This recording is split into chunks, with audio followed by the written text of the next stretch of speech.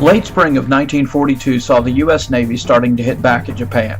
With help from the Army Air Force, Tokyo had been bombed on 18 April in the famous Doolittle Raid, and the Battle of the Coral Sea in early May stopped the Japanese from occupying Port Moresby on the southeastern coast of New Guinea. Neither of these was a complete victory for the United States. The Doolittle Raid was great for propaganda purposes, but did little or no damage. Coral Sea turned back a Japanese threat to Australia, but the carrier Lexington was sunk and Yorktown heavily damaged. But it was enough to convince Admiral Isoroku Yamamoto, commander of the Japanese Combined Fleet, that the aggressive American carrier forces needed to be dealt a fatal blow sooner than later. Despite the U.S. Navy's apparent willingness to fight, Yamamoto felt the carriers would have to be lured out of Pearl Harbor so his own force could deal with them. Thus, an elaborate plan involving 3 task forces was set in motion to do just that. The targets were the western Aleutian Islands and the U.S. base at Midway Island, 1,500 miles northwest of Hawaii. U.S. Pacific Fleet Commander Admiral Chester Nimitz got wind of the plan when Navy codebreakers cracked the Japanese JN-25 naval code. Knowing the attack was coming, Nimitz set an ambush for the Japanese carrier force by stationing the U.S. carriers Enterprise, Hornet, and the quickly patched up Yorktown at a spot he called Point Luck, northeast of Midway. Under the command of Admirals Frank Jack Fletcher and Raymond Spruance, the American force was able to hit the Japanese first on the morning of 4 June 1942. By the end of the action, 4 Japanese fleet carriers were sent to the bottom, 2/3 of the combined fleet's offensive striking power. The carrier losses were so heavy they would not be fully replaced until late 1944.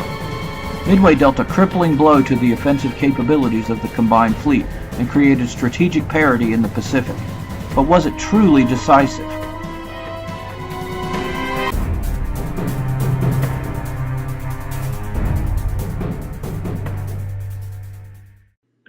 Welcome to the very first episode of No Fighting in the War Room. He's Jeff. And he is Bucky. Gentlemen, you can't fight in here. This is the war room. And today's conversation is why the Battle of Midway might not be as decisive as you think it was. Now, Midway was important because it created strategic parity in the Pacific and gave the U.S. the opportunity to take the offensive in the Solomons. Don't get us wrong, the Battle of Midway was a huge victory for the Americans. The Japanese sent a gigantic fleet of carriers and battleships intended to draw the Pacific Fleet into the decisive battle of the war, and the Americans defeated them soundly. It was one of the gravest naval battles of all time. In my opinion, there's 4 significant outcomes from the Battle of Midway. Number 1 was that it was a coup for Allied intelligence. Number 2, that it validated the American Navy's dive bomber doctrine. Number 3, it put the spotlight on Admiral Raymond Spruance as one of the premier admirals in the Pacific. Number 4, it revealed the fallibility of the Japanese commander, Admiral Isoroku Yamamoto. Okay, so let's talk about that a little bit. You mentioned intelligence. Yeah. The naval intelligence apparatus at Pearl Harbor was commanded by a guy named Joe Rochefort. Right. And tell us a little bit about his operation and why it was so important to the victory at Midway. Well, Rochefort was a Japanese language officer, and his group was codenamed Hypo, and they were a group of code breakers who had broken a significant portion of the Japanese JN-25 code. They'd been essentially reading the Japanese mail since April in 1942. They knew that there was a large operation scheduled for the Central Pacific at some time in early June. They just didn't know where. They had an idea that the Japanese intended to attack a target that they designated AH, but they didn't know whether AH referred to Hawaii, the west coast of the United States, or Midway. So what Rochefort did was he had the radio operators on Midway broadcast a message in the clear saying that their desalination plant had failed. Sure enough, the Japanese sent a coded message to Tokyo saying that AH was running short of fresh water. Now, because of that information, Nimitz was then able to concentrate his forces at Point Luck and lay an ambush for Nagumo's carriers. So without that intelligence, he wouldn't have been able to lay that ambush, would he? No. He would have had to make an educated guess whether Midway or the Aleutian Islands, which was also referenced in the Japanese plan, which he would have had to make an educated guess on which of the two was the primary target of the operation. And then he would have had the option of either splitting his forces or concentrating in one place, and in the chances that he could be wrong. Right, because of Rochefort, Nimitz was able to determine that the Dutch harbor operation was just a decoy, and he warned the commanders at Dutch harbor and sent a nominal number of ships up north to support that base. Okay.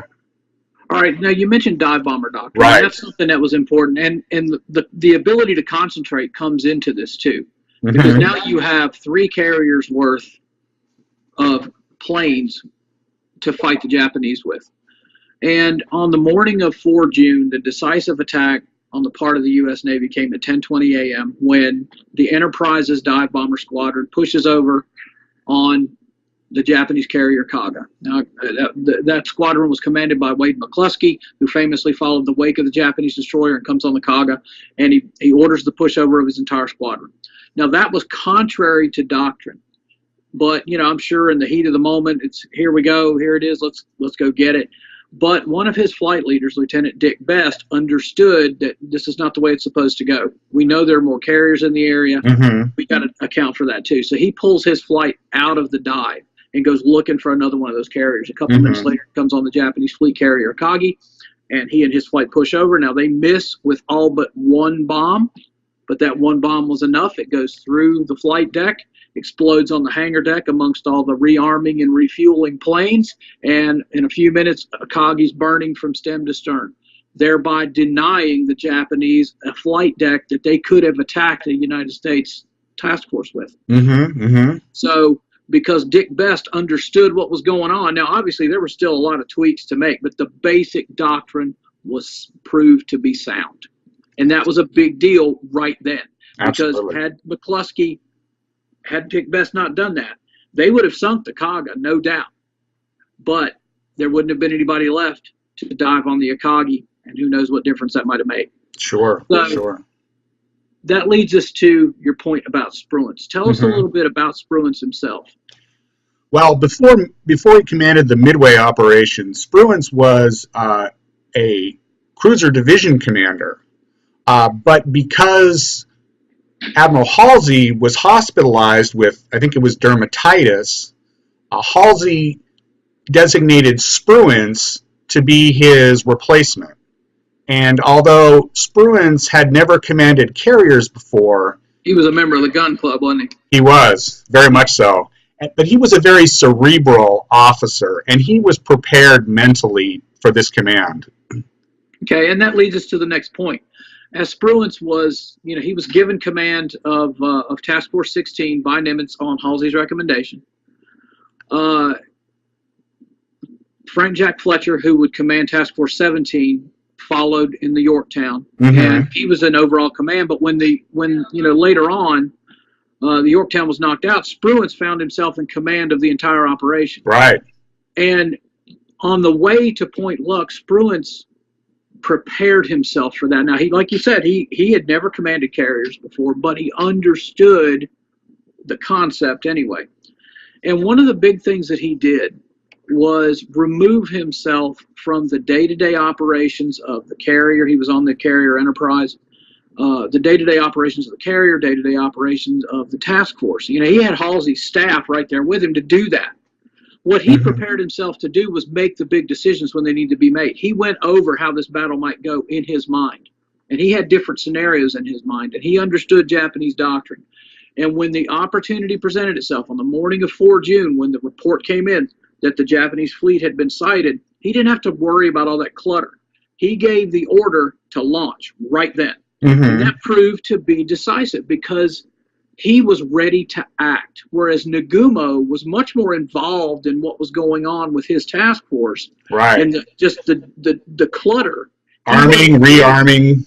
Exactly. He wasn't ready to give that order. Spruance was. And it turns out that the guy that hit first was the decisive blow. And Spruance was prepared to do that. And you look at Spruance there, given this opportunity, his talent emerged. His talent for operational level command emerged right there with that decision. And he became, in my opinion, the top operational naval commander of the war. Now, I think that is a conversation we're going to have again. Yes, in another episode of this. You bet. And we can have that, but that's my opinion. So, speaking of another admiral, tell us a little bit about Yamamoto and, why you're making that point about him.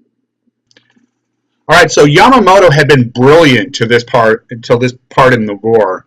However, his Midway plan, he failed to concentrate his forces. His individual task forces were so widely separated that they weren't able to be mutually supporting. And concentration had been a strength of his operations up to that point, hadn't they? Oh, absolutely. And who knows if Yamamoto had the 2 light carriers that he had sent up to the northern Pacific to attack Dutch Harbor, who knows how the Battle of Midway would have been different if those 2 light carriers had been available to him on the day of the battle. But also his operational plan was so rigid and so complicated that Nagumo was not able to adapt to the changing tactical situation. And as my opinion is, that was the ultimate cause of the failure of the Japanese at Midway. Well, it looks to me like the purpose of the operation was to lure out the Pacific Fleet so it could be destroyed, correct? Right. But at the same time, Yamamoto tied himself to tide schedules at an insignificant island, forcing Nagumo to do the same to keep up with the landing schedule, didn't he? Yeah, but there was a bigger Japanese plan. They had planned from the very beginning, even before the war, they had planned this ribbon defense that was going to go from the Aleutians in the north through Midway and then down into the South Pacific, anchored in the Samoa. And so, that was ultimately what they hoped to achieve. And even though their Japanese southern offensive had been postponed, they still wanted to have all 3 of those points in their ribbon defense. Yeah, but you get rid of the Pacific Fleet, you can do that. Precisely. And they hoped to drive the Allies to the negotiation table. Right. But by tying himself to these tide schedules at Midway, he ties himself to Midway as opposed to the larger goal that he can take Midway anytime he wants to. He takes out the Pacific Fleet. Sure, absolutely. So, okay, well, we're not going to dwell on that. Let's move along. Okay, so that's a good point. Let's look at Midway in the context of the larger war. In March 1942, the Australians were very concerned about invasion of their northern coast. The Japanese defeat at the Coral Sea only postponed their southern offensive.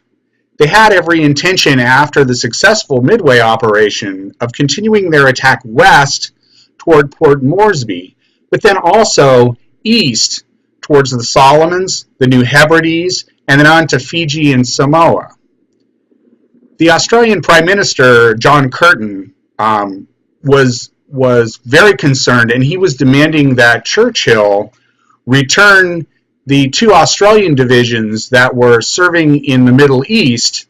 He returned those back to Australia for defense of the homeland. Whether the shipping existed that would allow them to return those troops to Australia is unlikely. But the Battle of Midway really removed the perceived threat of invasion of Australia. Let's just say the Japanese win at Midway, just hypothetically, real quick, not going too far off the path here.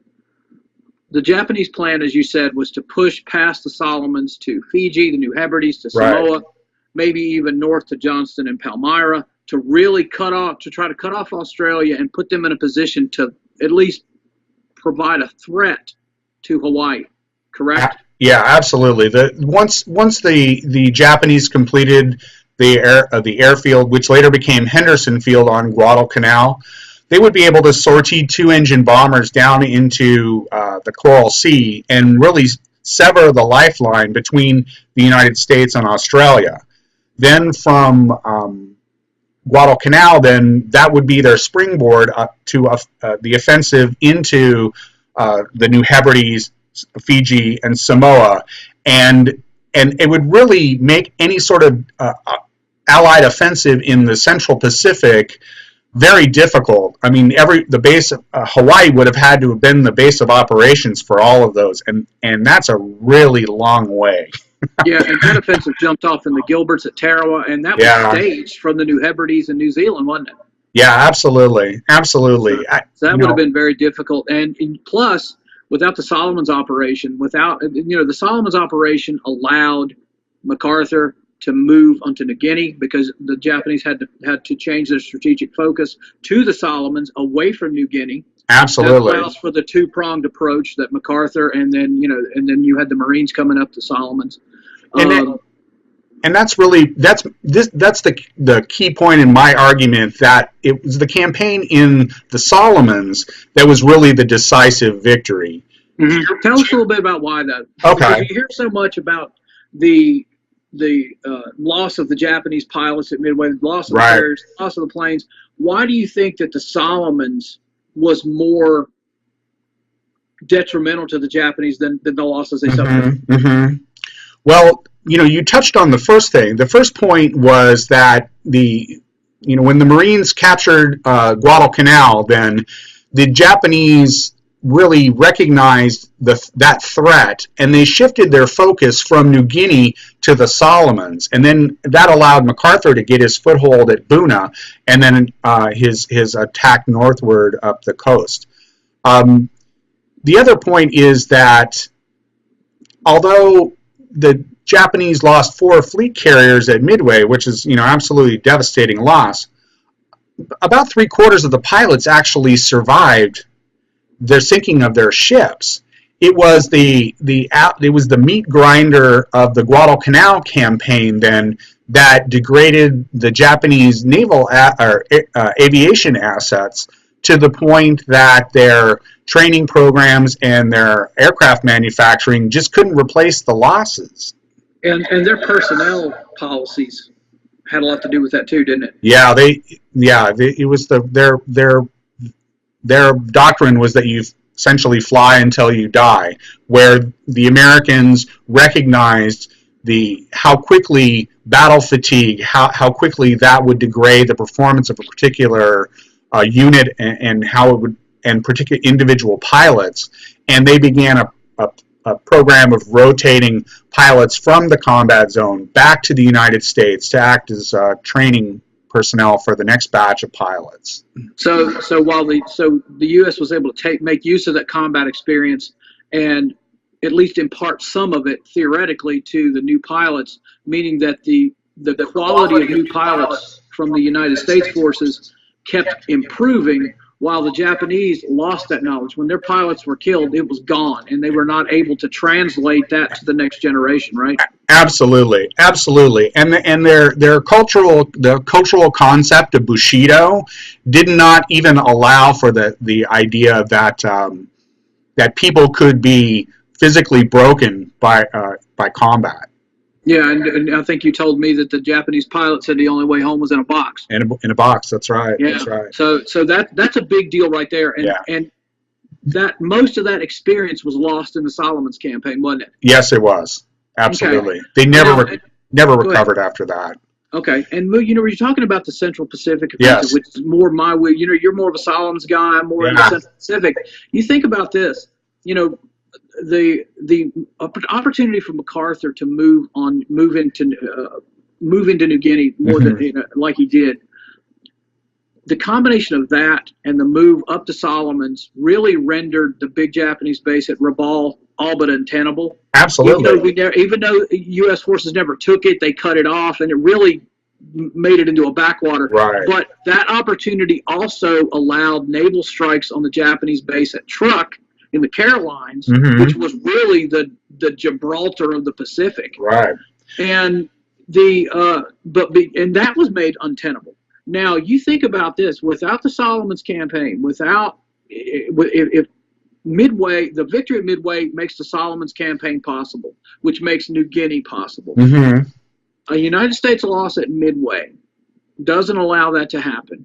The Central Pacific Offensive, all of a sudden, which had been the plan for decades, all of a sudden becomes very, very difficult because now you have the base at Truk being supported by the base at Rabaul, and now the move through the Gilberts, if the Gilberts were even possible, the Marshalls and the Marianas looked very different. That's going to be much bloodier than it was. Absolutely.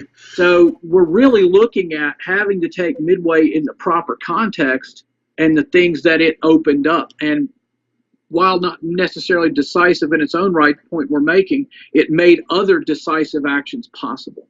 Absolutely. The Solomon Islands campaign was the right pincer to MacArthur's left pincer in the encirclement of Rabaul. Because the Marines were able to capture and hold Guadalcanal, we were able to keep the New Hebrides, New Caledonia then, and that allowed us to attack northward through Funafuti and then into the Central Pacific at Tarawa. Yeah, and eventually the Solomons and New Guinea campaign became the left pincer while the Central Pacific became the right pincer, opening that up even further. Correct. Okay, so let's answer the question. Was Midway overrated, or is it maybe just misrepresented, mischaracterized, or maybe just misunderstood? Yeah, I think my coffee cup is a little bit of an exaggeration. I think that the Battle of Midway was certainly one of the most important events in the war in the Pacific, but it's just mischaracterized. Yeah, you see it so often. It's taken in isolation. Yes, absolutely. And without a proper understanding of things that came afterwards. And, because of Midway, this happened and this happened. I think that the proper understanding of Midway, it has to be taken in its proper context. Absolutely. So not overrated, just maybe misunderstood. All right. Well, hey, we'd love to continue this conversation with all of our subscribers. So if you want to hear more, leave your comments in the discussion box below. And give us a like and a subscribe and hit the notification bell so we can let you know when we release new videos. And we'll see you next time when we maybe fight about something else, although we didn't really fight today. Oh, we will next time. We will. I guarantee it. We will. All right. All right. Take care. Jeff. See you next time. Bye-bye.